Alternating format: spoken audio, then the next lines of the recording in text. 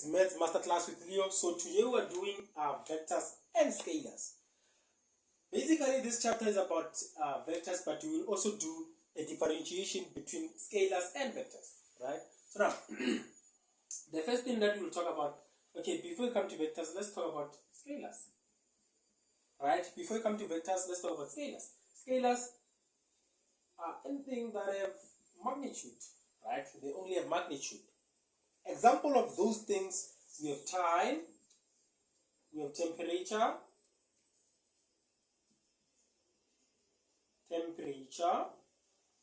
we have mass, right? These are the three scalars that we have for this example. Now, when we come to vectors, vectors, they have magnitude, but not only magnitude, also direction, right? They also have direction. So example of those, we'll talk about what we call velocity, we'll talk about acceleration, we'll also talk about lastly a force, right? These are the three examples we have for vectors, right? So now, when you come to vectors, you need to be able to know how to draw a vector, right? When drawing a vector, these are the two things you need to pay attention to. The first one, which we call a length. And this represents what we call the magnitude of a quantity. This represents the magnitude of the quantity.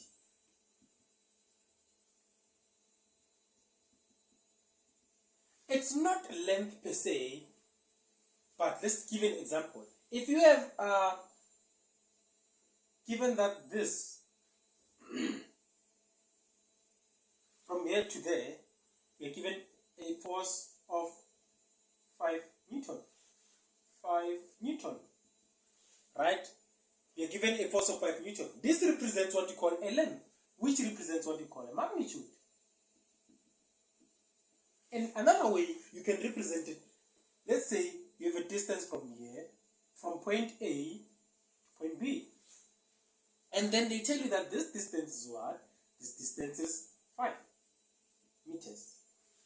Your length or your magnitude in this case, or your length, is represented by 5 meters.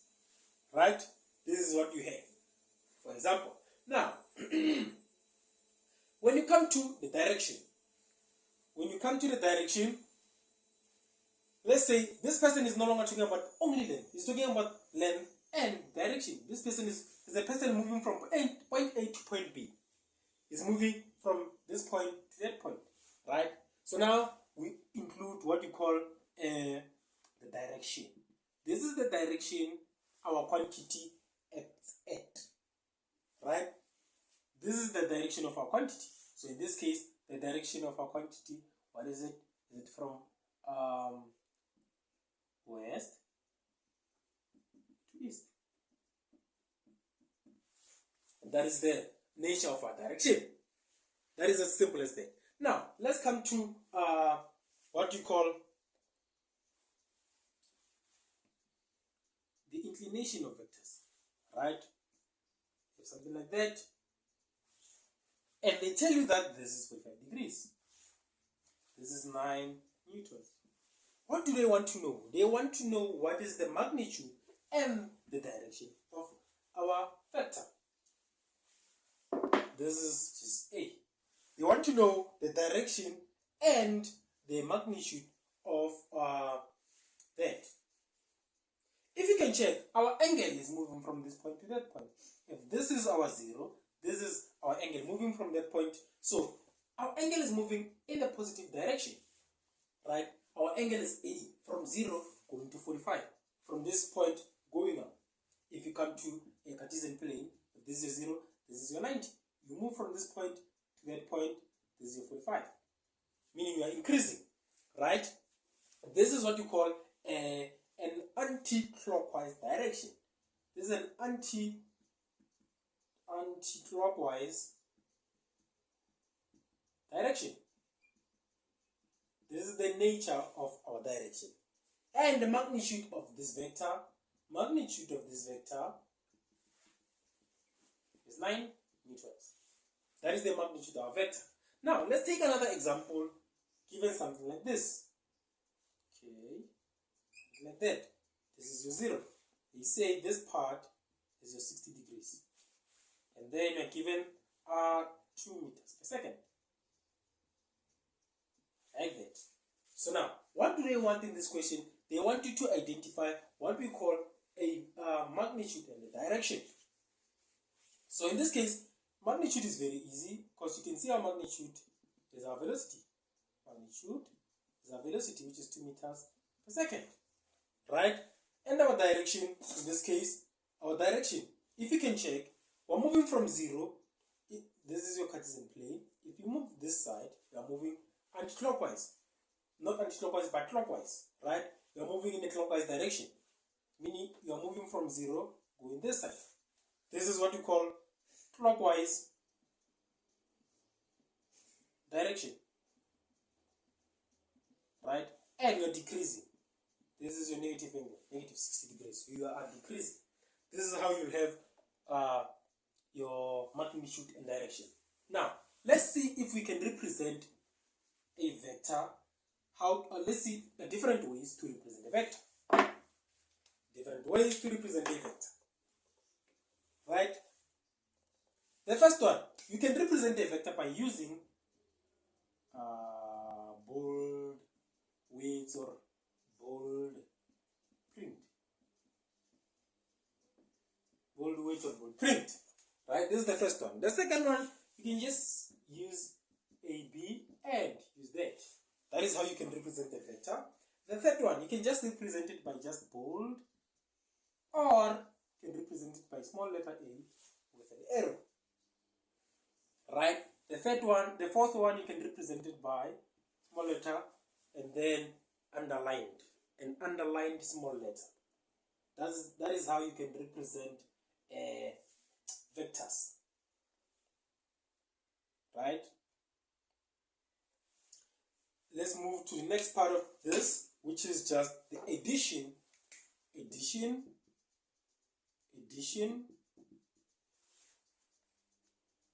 of vectors by drawing. Addition of vectors by drawing.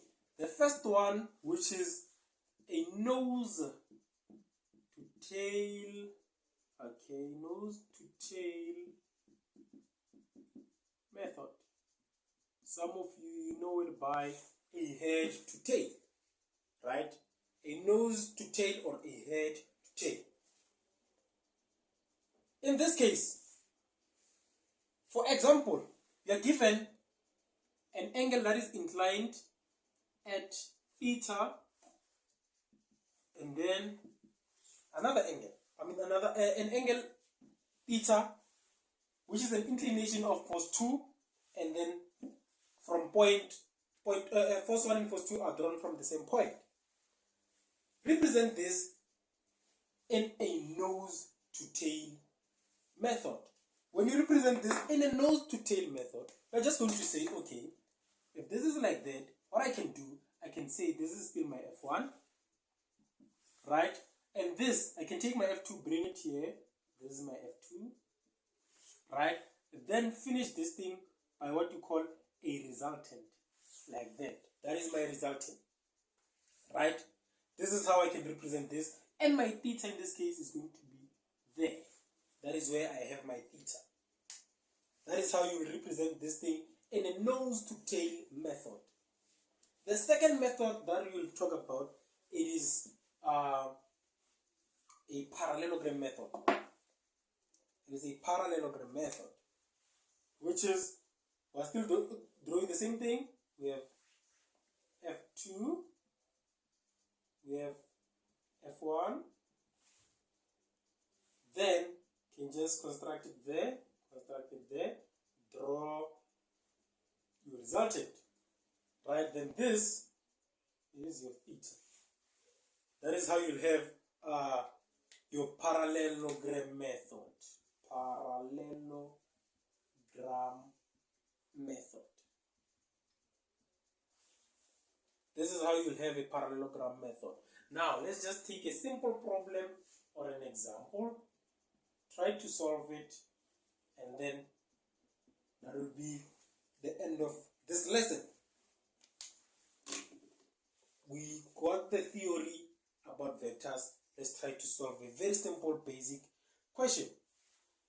They say, the statement reads as follows: a force of 5 Newton, F is equals to a force of 5 Newton, F1 is equals to 5 newtons, is inclined at an angle of 45 degrees. Theta is equal to 45 degrees to a second force of 8 Newton, F2 is equal to 8 newtons. Both forces act at a point.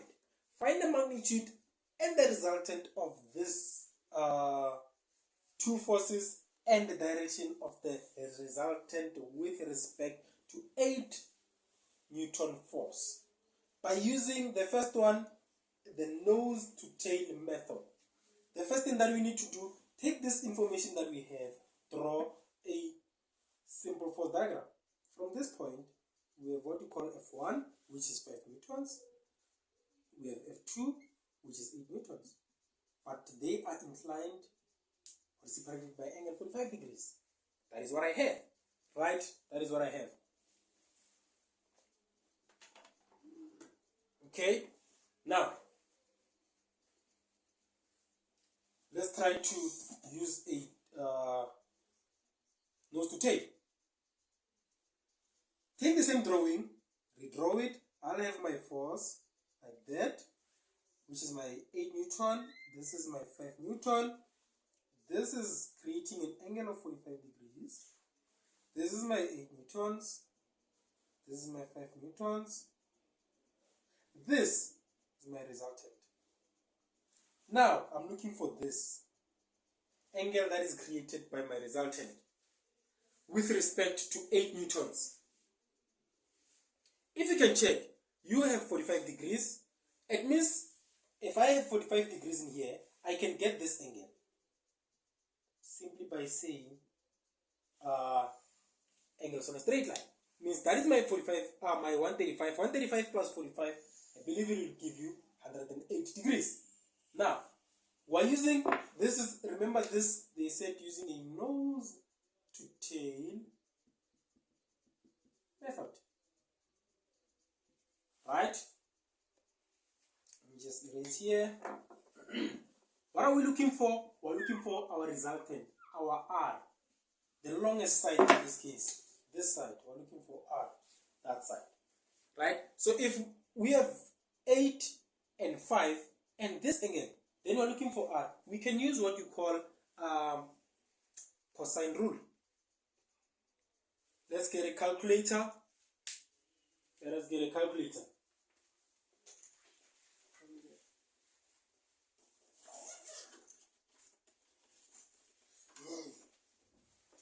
Now, okay, now, what we will do, we will use the cosine rule.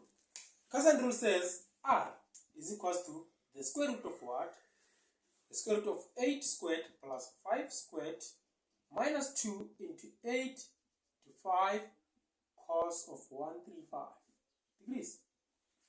Right, let's see what is the value of R. 8 squared plus 5 squared minus 2 into 8 into 5 cos of 135.